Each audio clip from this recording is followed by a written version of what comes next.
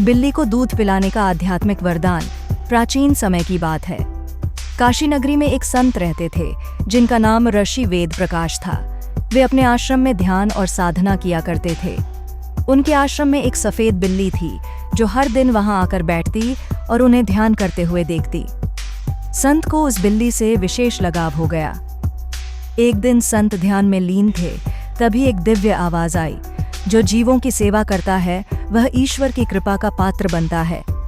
संत ने इस संदेश को गंभीरता से लिया और आश्रम में आने वाले सभी प्राणियों की सेवा करने का निश्चय किया। उन्होंने उसी दिन से उस बिल्ली को रोज दूध पिलाना शुरू कर दिया। कुछ ही दिनों में चमत्कारी घटनाएं घटने लगीं। आश्रम में जो भी भक्त आता उसकी मनोकामनाएं पूर्ण होने लगीं। एक दिन गांव के एक निर्धन किसान रामदास वहां आया।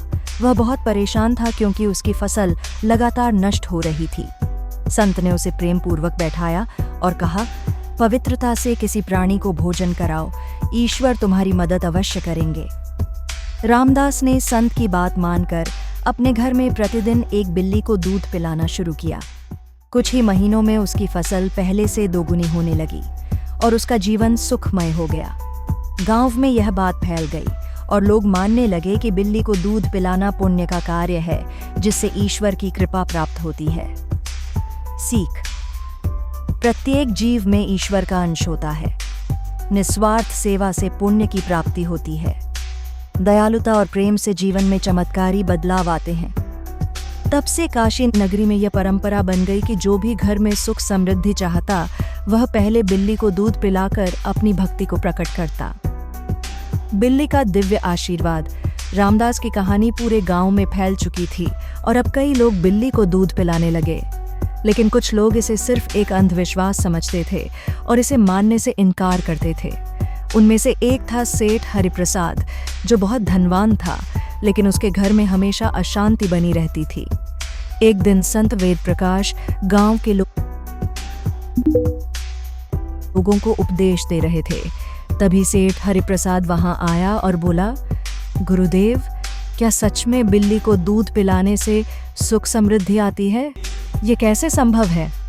संत मुस्कुराए और बोले, यदि तुम बिना प्रश्न किए 7 दिनों तक किसी भूखी बिल्ली को दूध पिलाओ तो उत्तर स्वयं मिल जाएगा। सेठ हरिप्रसाद ने इसे एक प्रयोग की तरह किया।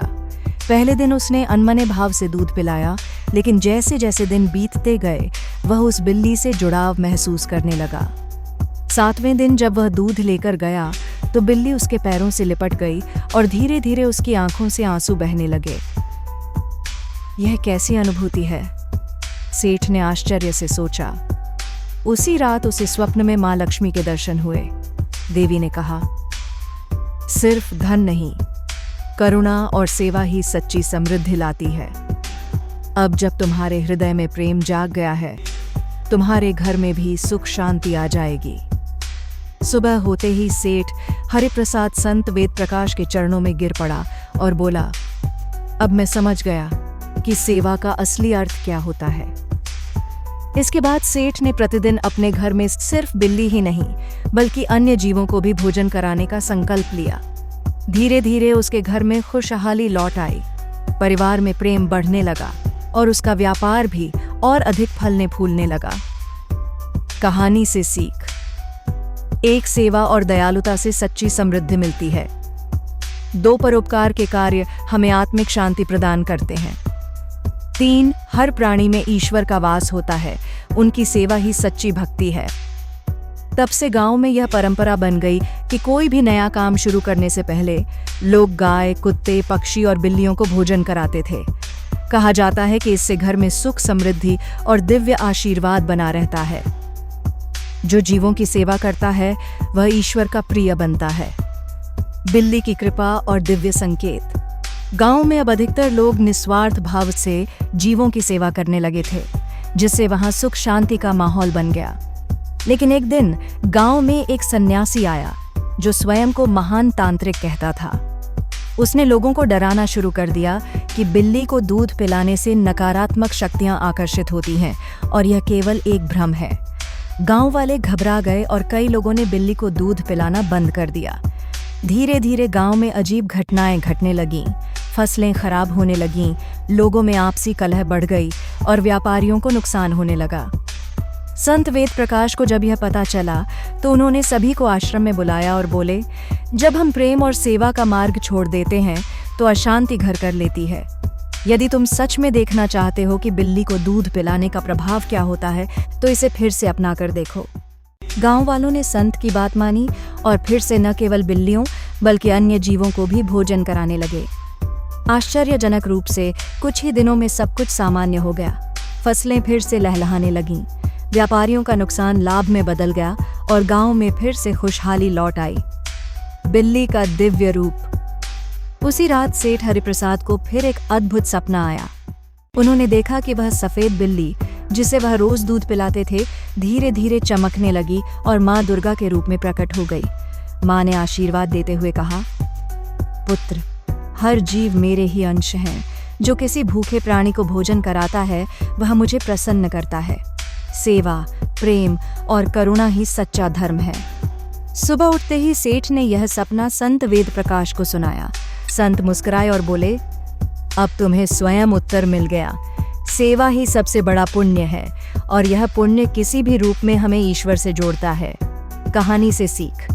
एते काले की आ ए निस्वार्थ सेवा करने से ईश्वर की कृपा प्राप्त होती है। 2. कभी भी किसी अंधविश्वास के कारण सच्चे धर्म को न छोड़ें। 3. हर जीव में परमात्मा का अंश होता है और उनकी सेवा से जीवन में सुख शांति आती है। तब से गांव में एक नई परंपरा शुरू हो गई। हर पूर्णिमा को गांव वाले जरूरतमंद जीवों को भोजन कराते और उन्हें प्रेम पूर्वक अपनाते। यह परंपरा आगे चलकर पूरे क्षेत्र में फैल गई और जीव सेवा महोत्सव के रूप में प्रसिद्ध हो गई।